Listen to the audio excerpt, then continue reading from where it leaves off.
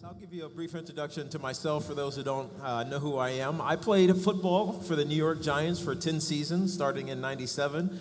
I left in 2006, which unfortunately was the year before they won the Super Bowl, so I missed out on that. But I got great opportunities from my career and great introductions and great relationships from being a New Yorker that I've taken opportunities and run with, including starting a company that we are talking about a little bit today called Thuzio. So Thuzio got started essentially because we looked at what retired athletes do with their free time. And for a lot of them, if they're not an A-list celebrity, it's kind of nothing. But they have a brand, and they have fans, and they have a nostalgia that exists forever. There was just never a marketplace for transactions to happen. And so with Thuzio, we created that marketplace. And not dissimilar to my life and my career where I pivot every couple of years, Thuzio has done that for our athletes. We've created ways for them to monetize their brands, and we believe that it is some of the most engaging interactions that you'll ever get with an athlete because they're off guard. They're not worried about someone taking a cell phone camera picture. They're not worried about whatever they say becoming public knowledge. And we've created something really compelling, both for our clients and for our talent. So the company itself is a natural fit for you, but I'm curious, the startup world at all. Yes. What drew you to it? What compelled you to do it? What were you thinking? It's a fit. It's like the hair club thing, right? I'm not only the president, I'm a member type thing.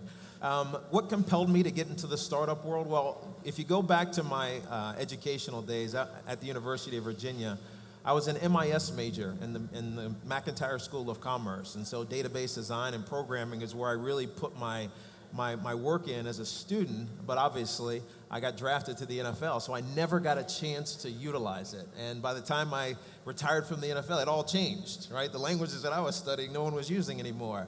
But I still had this curiosity about creating business and about doing it in a tech way. With how people were wanting to interact with others. And we knew through Facebook, we knew through Twitter and all these other social platforms out there that there was a strong connection with athletes, but there was not an actual connection with athletes.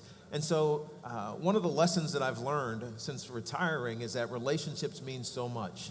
I graduated with a guy named Rick Gerson from the University of Virginia. His brother is one of the great serial entrepreneurs that I've met.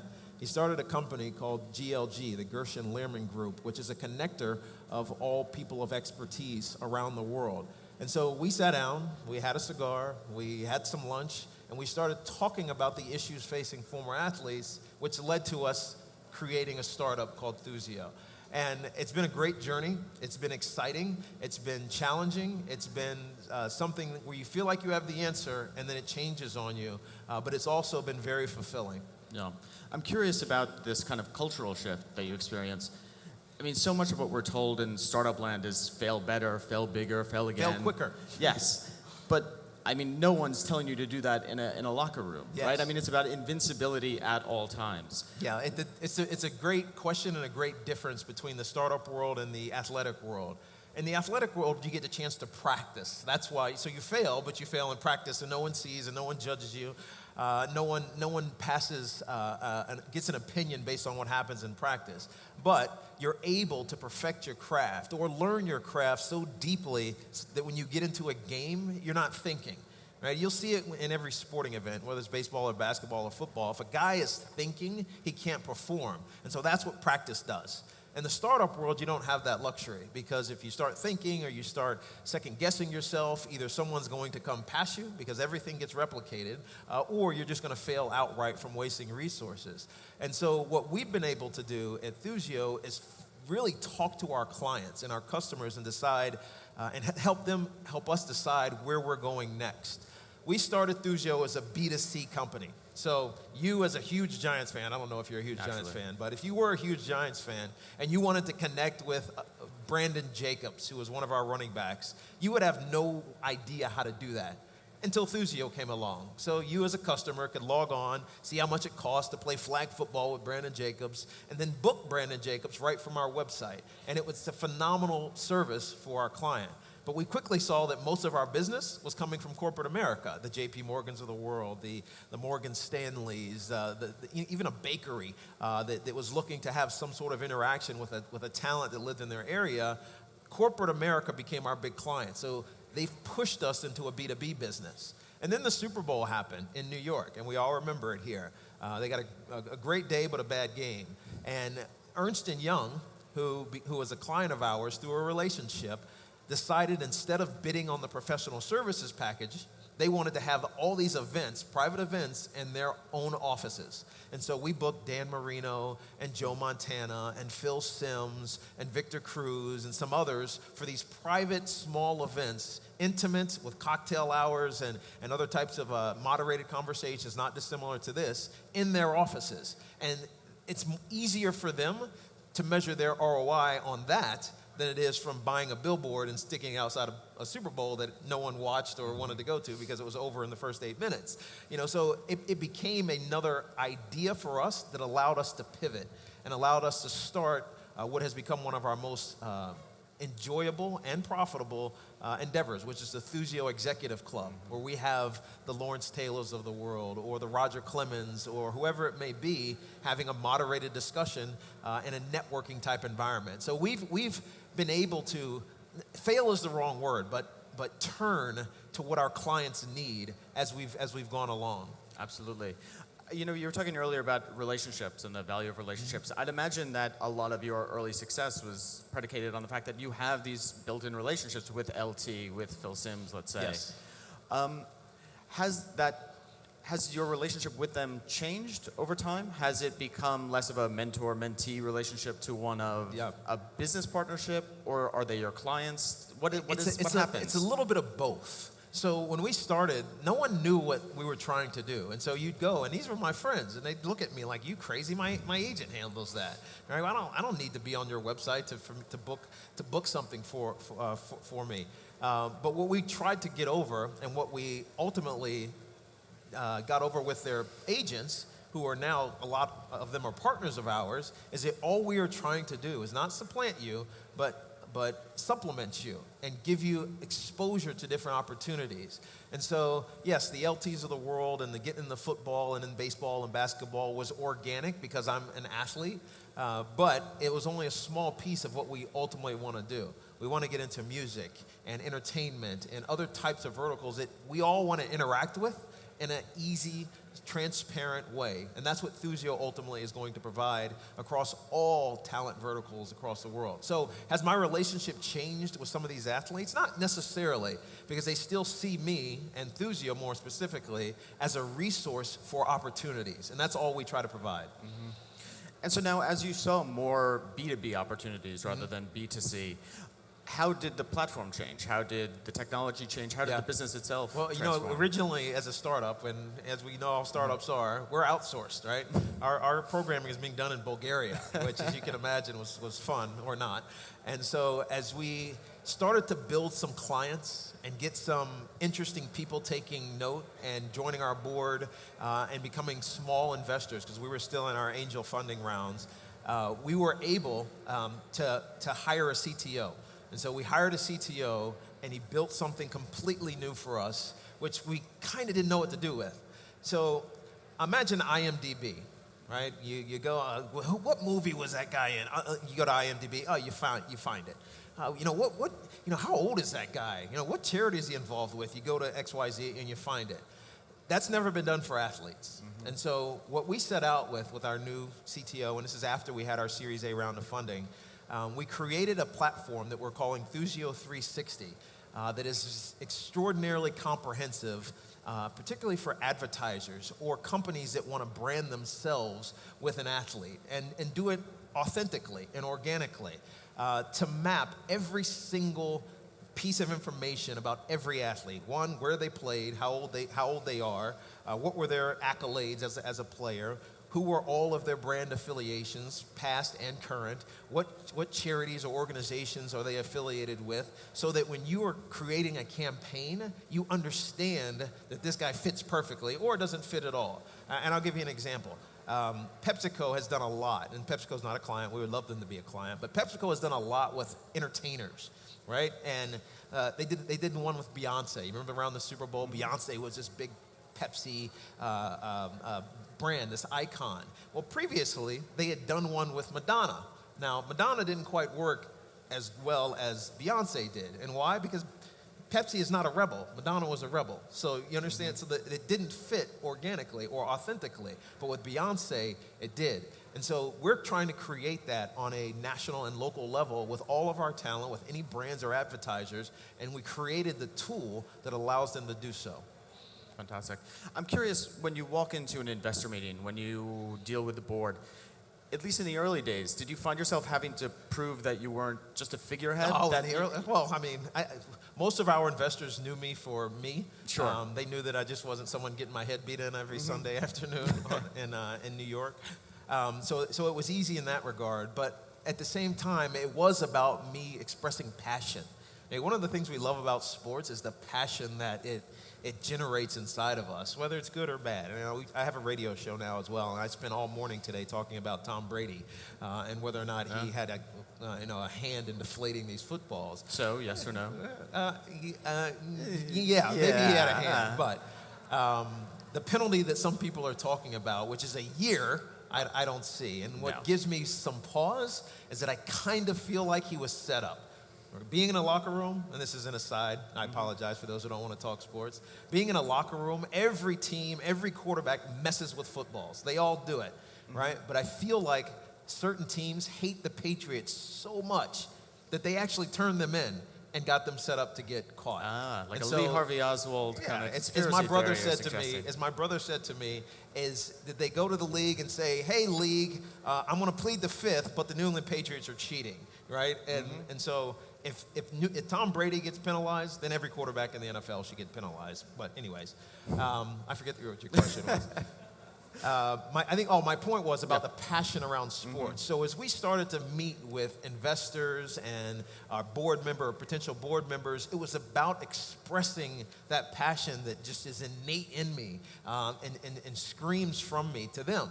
And interestingly, a lot of them agreed. They had the same exact reaction, talking about something that maybe happened 15 years ago, but it's so seared in their mind that it still creates an emotional reaction. And that's what Thuzio ultimately is playing on. You're starting to see this from brands, right? You remember the Icky Woods commercial? Did anybody see that this past football season where he's standing in a line talking about cold cuts? I got cold cuts. He does the Icky shuffle and he smashes it, right? Icky Woods played 20 years ago, right? But it's still in your mind that he created the Icky shuffle. And so that commercial has done wonders for his brand and for the brand that was reaching out for him. And so that we know that exists, and we're just trying to streamline it and capitalize it. And by telling the stories from a first-person perspective, it helps get the message across much more succinctly and clearly. Absolutely. I mean, so you have this passion naturally and evidently. You have the background from UVA academically. What surprised you in the kind of startup life that you weren't expecting, that you were suddenly realizing, oh shit, I got to learn this fast? Yeah, well, when we got our first space and we're in the basement of a townhouse and it's like 6 of us and I'm sitting at the front, everybody else is literally standing around us, you have those questions like, is this really going to work, right? How are we actually going to make money doing this? And are people going to adopt it and believe our story? And the only way, and Mark says this, my co-founder says this all the time, everybody has to be a salesman. Everybody has to be smarter than the next guy, but as passionate as the previous one. And so when you have that in a culture, and we've tried to build that, and we now have 38 employees from 6 3 years ago. When you have that, it's easy to make decisions, and it's easy to have your company move forward because you know that whoever's talking about it is talking about it passionately. And I think that's the one thing that I draw on all the time. If you didn't have that, we wouldn't hire you because you need that with sports. You need that to come across. And as we get into these other verticals, I think it'll also carry that same kind of weight. Yeah. Do you find yourself learning on the job a lot? And how do you do it? Is it asking questions? Is it interacting? Is it reading? Well, it's understanding. I wasn't a businessman professionally for 10 years, 11 years. Actually, more than that. I take that back. Probably 14 years, I wasn't a businessman. I was a football player, then I was a media personality, then I was doing nothing for a little bit, and then I became an entrepreneur. And so all of those things that my peers who maybe got into the business world were learning as they were walking that corporate ladder, I was unaware of. I just knew that I could get into a door and talk passionately about something. But being able to speak the speak and walk the walk, and then more importantly, develop and hold on to a relationship became the most important thing that you can do. You know, the cards that you pass out and the follow-up that may or may not happen, you start to realize how important that is, especially when you find someone who you connect with. I did an affordable housing deal with Steve Ross right when I left, and it ultimately didn't pan out because the market corrected itself in 2008, and tax credit equity wasn't what it used to be. And so this business that I thought I was going to get into, it failed. But I had a great relationship with Steve Ross. And so you fast forward 4 years later, I'm starting Thuzio, who becomes our primary investor, Steve Ross. Life is about coming full circle and creating relationships that are meaningful and can be beneficial to both parties. And I think that's one of the most important things that I've learned in my 3 years as an entrepreneur. Absolutely. What's frightened you? Obviously, when you're sitting in a basement and you're thinking, what the hell have I gotten myself into? It's a terrifying moment. But I feel like in the life of any entrepreneur, it can be 5 years down the road, it can be 15. There are still black nights of the soul that are terrifying. What is it about this world that scares you in a way that, let's say, either football or broadcasting never did? Well, doing too much, which kind of relates to my life as a football player. So early on as a New York Giant, I was kind of just another guy in the room. They tried to replace me a lot of times. And so I started doing radio on WFAN in 1999 as my second year in the league. And I got pretty good at it. But then I started getting really good at football, and went to the Super Bowl, and I rushed for 1,000 yards for the first time, and I was on my way as an athlete. But as obviously I went on this other path that I kind of was just messing around with because I needed something else to do, started to go up as well, right? I'm now getting asked to, do the Yes Network, which just started. Fox News called, and I was doing weekly hits on the Fox News channel, not even talking about sports. And so my two careers were kind of paralleling, and I worried then, just like I worry now with my company, am I doing too much, right? Am I dividing myself? And as long as I was still successful, I still said no.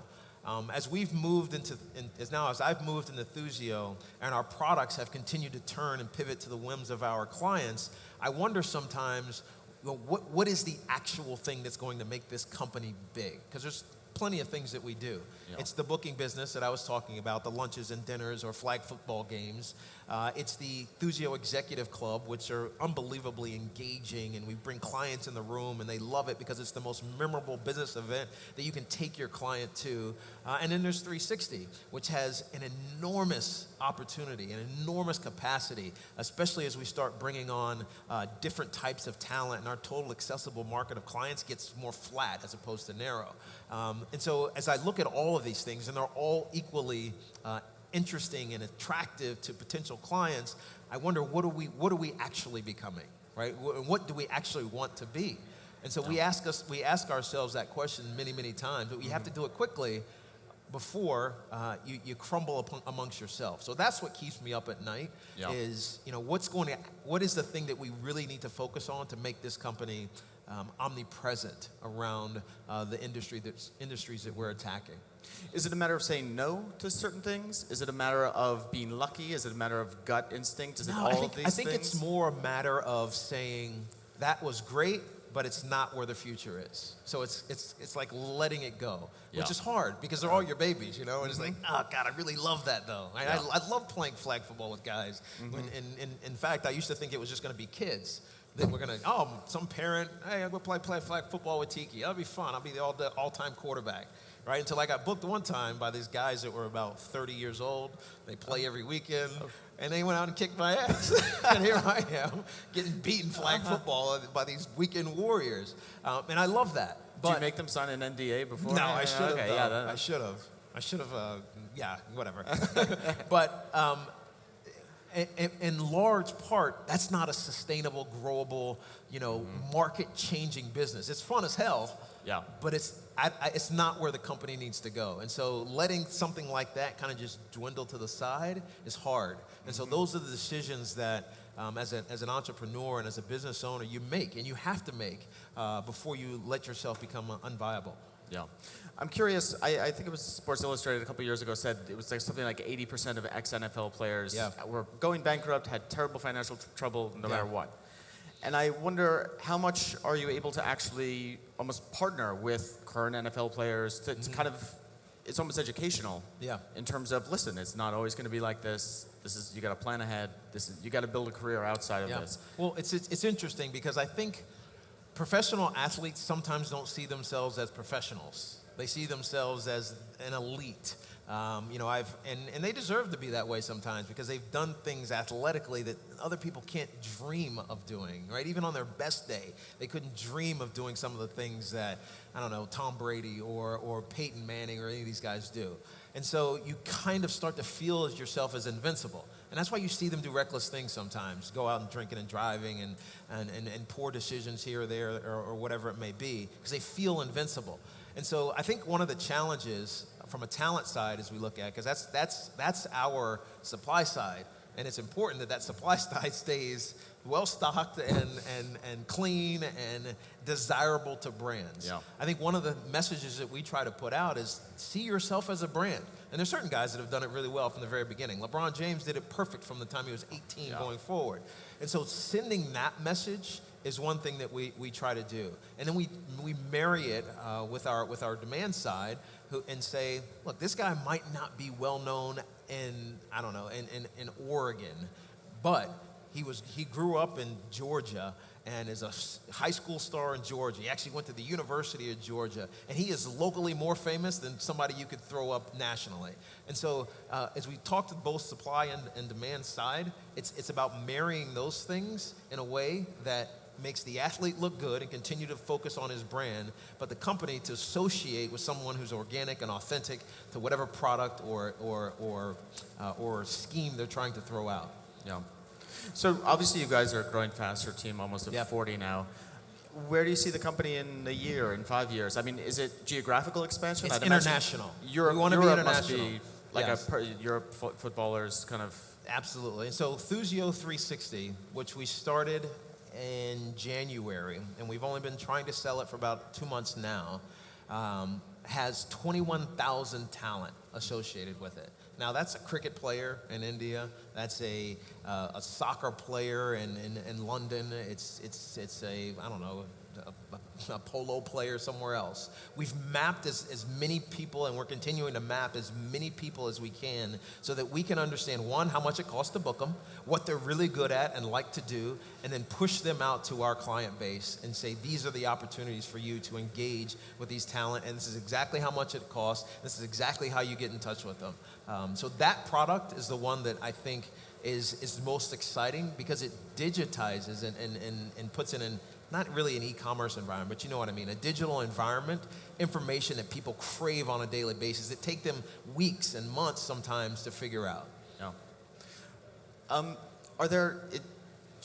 Your supply, your athletes, do they go through media training of any kind? I mean, are they worried ever? I wish they did. Yeah, I wish they did. But we know what's out there. Sure. A lot of information is publicly available, and you just have to find it. When we first started, we would ask guys, hey, do you want to do corporate speaking engagements, potentially talk in front of a JP Morgan or something? And they'd say, oh, yeah, of course, because they see it as a big paycheck. Yeah. And then we'd say to them, well, prove it. Prove that you can do that. Because the last thing we want is our talent to be uncomfortable, right? And not feel strong doing something that he's doing. And then, more importantly, we don't want our client to be disappointed. Yeah. And so we highly curate, at least the best that we can, what we think guys are really good at. Awesome. And finally, so what's up with the Giants this year? What do you think? The Giants? Well, it won't be laughable like it was last year. Let's hope. Yeah. I'm excited about their offense. The sky is the limit, skill position-wise. And the thing that you look at, and we talk about this on my radio so often, is the window, right? Every team has a window.